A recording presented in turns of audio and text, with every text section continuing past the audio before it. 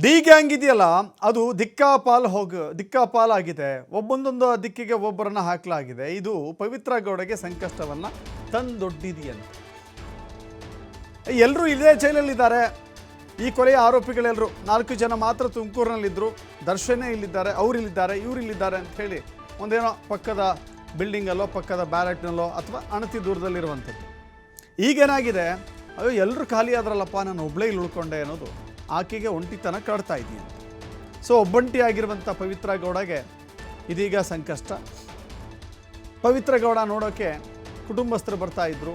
ಇದೀಗ ಪವಿತ್ರ ಗೌಡ ನೋಡೋಕ್ಕೆ ಬರೋರಿಗೆ ನಿರ್ಬಂಧವನ್ನು ಹೇರಲಾಗಿದೆ. ಮೊದಲು ಪವಿತ್ರ ಗೌಡ ನೋಡೋಕ್ಕೆ ಬಂದವರಿಗೆ ಅವಕಾಶ ಮಾಡಿಕೊಡಲಾಗ್ತಾ ಇತ್ತು.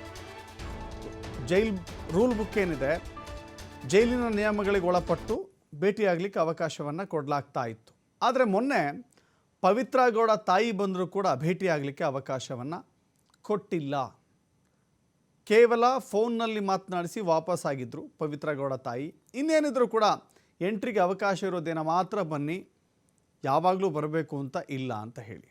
ನೋಡಿ, ಅವ್ರು ಬಂದಾಗೆಲ್ಲ ಜೈಲಲ್ಲಿ ಬನ್ನಿ ಬನ್ನಿ ಅಂತ ಹೇಳಿ ಸ್ವಾಗತ ಕೋರ್ಲಿಕ್ಕೆ ಯಾರೂ ಇರೋದಿಲ್ಲ, ಅಥವಾ ಇವರು ಬರೋ ದಾರಿಯನ್ನೇ ಕಾಯ್ತಾ ಕುಳಿತುಕೊಳ್ಳುವಂಥ ವ್ಯಕ್ತಿಗಳು ಅಲ್ಲಿ ಯಾರೂ ಇರೋದಿಲ್ಲ.